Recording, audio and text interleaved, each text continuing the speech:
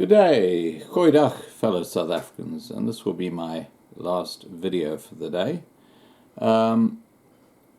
I've posted a video which I'll link down below about the SARS lady who was the chief officer of the IT department, who clearly didn't understand what the hell she was doing about a week ago. And in this video that follows, you will understand how that happened, because this is the Nugent Commission inquiry into SARS. But before I do that, please remember Black Monday, 29th of October. I'll put the links to where you can contact the people who are running it, and also where you can actually see the promo video. So there are going to be 3 links down below this video. One will be this woman who heads up the IT department in SARS. And after you've seen this video, you'll understand how that happened. This is crazy. This is absolutely crazy, guys. It's crazy that they ring-fence someone because they're black and they've got that position regardless of their qualifications, and any other race, because of the legal ramifications, are totally left out of the equation. This is absolutely crazy when you talk about a key role like heading up the IT department in SARS. But you guys watch the video and make your own assessment. But please, I'm appealing to you, get involved with Black Monday. The links are below. And secondly, remember to subscribe, because that way you will be kept informed. We have some exclusive videos coming up here. And if you're not subscribing, you won't see them. Okay, take care, guys. Bye. Especially after last week's debacle. And as a result of us losing our way in the past 4 years, SARS still has a depth of leaders and technical capabilities that need to be better structured and deployed in rebuilding this once august organization. The rebuilding has commenced under Acting Commissioner Kingon.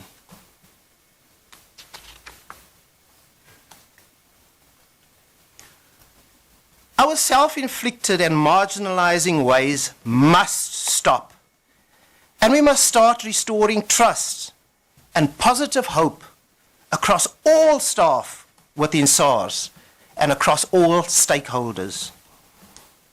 The reason I emphasize all staff, this was another own goal, which I will get back to later. I embrace the Employment Equity Act and fully support the SARS transformational agenda. My permanent unit, tax compliance and case selections, black representation is currently at 81% compliance, which exceeds the SARS annual employment equity plan target of 79%. This positive compliance is emulated at leadership level and females in management. And therefore, I cannot be accused of being anti-employment equity. However, the own goal I alluded to earlier relates to the implementation of Employment Equity Act within SARS since the appointment of the suspended commissioner.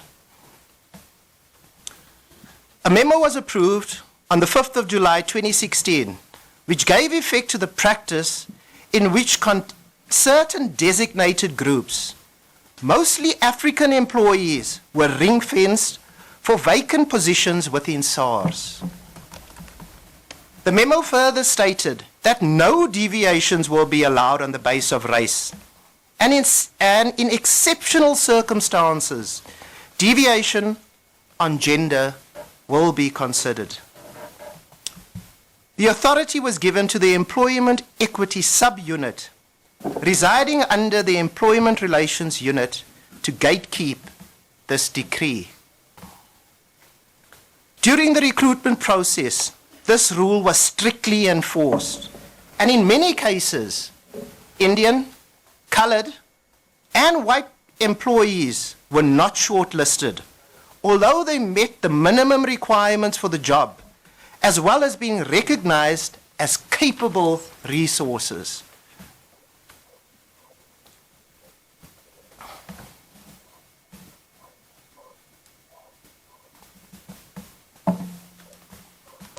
It is my assertion that this filter should be applied at the final selection stage and not upfront during shortlisting. This has resulted in internal grievances as well as disgruntled employees who felt that the exclusion from SARS's recruitment process left them with limited career opportunities and advancements, which significantly impact their level of engagement and commitment. And I think this was well borne out in the recent Connection survey. Any deviation at interview stage had to be approved as an exception by the Employment Equity Unit as a deviation.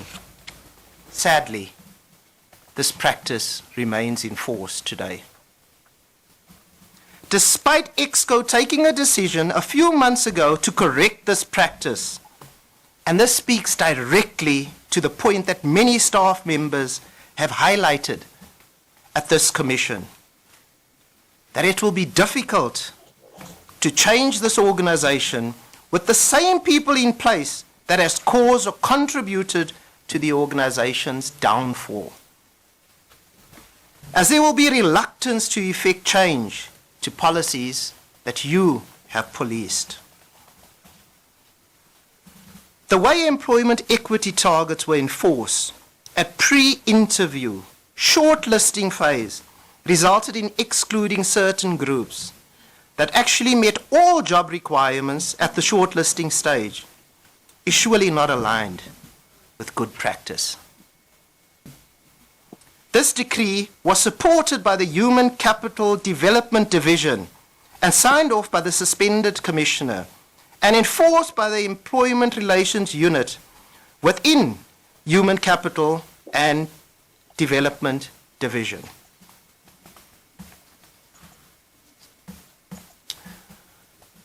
The world of tax and customs is evolving, and the complexities associated with new and creative schemes are also evolving.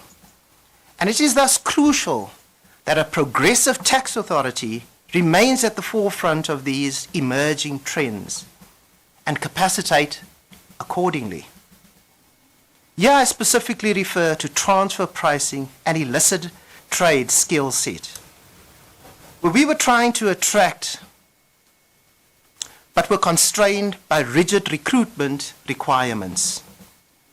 Within SARS, we were looking to attract the best capabilities, and yet we were placing onerous requirements to a small national transfer pricing specialist population, which is highly marketable and fluid. Many of our competent transfer pricing staff members were poached by outside, mainly financial and legal firms, and we were battling to fill these vacancies. I recall a colleague of mine, a group executive who will remain nameless, lamenting this fact in a quarter revenue steering committee meeting in which EXCO members were present, including the suspended commissioner. The colleague tried on 3 different occasions to recruit transfer pricing specialists without success and applied that the EE requirement be waived for these scarce and valuable resources. Now I'd like to pause there because I'd like you to understand how long it takes to actually get an ad out within SARS and to do an advertisement and the whole process. It could take easy up to about 2 to 3 months after you've received all of the myriad signatures. The colleague has tried on 3 occasions. 3 different ads were put out, and she was unsuccessful. The colleague was lamented from a dizzy height. A very senior human capital development staff went off at the colleague, and I am paraphrasing, that we are undermining blacks. You are telling me you cannot find capable Africans. You will not get this deviation. A number of EXCO members sat through this rant without saying a word. A number of our staff are complicit in the unraveling of SARS, and they have a case to answer to. I am unsure why they have not yet been suspended. You see, being suspended does not mean that you are guilty. It does, however, imply that based on various allegations and testimonies, there is a case that you need to answer to. On Friday afternoon, as I was leaving office, I bumped into a well-respected and talented executive. Now, just to explain how the structures or the positions within SARS. So you would have a senior manager, then you'd have an executive, and then you'd have a group executive, the chief, and then you would have the commissioner. So he was an executive, and we were engaging on the commission and the last week's media coverage that SARS was exposed to. His overall view was, and I paraphrase, there is far too much talking and covering tracks without any personal accountability, consequences being absorbed by wrongdoers. Close quote. I must say, I support his view. However, remain hopeful that both the Commission and the Acting Commissioner, under their different mandates, will address the wrongdoers and ensure that the appropriate sanction is levied. As an EXCO member, I too will continue to be vocal on highlighting key individuals I believe were complicit in the unwinding of SARS. I've already done so to the Acting Commissioner and will continue to do so.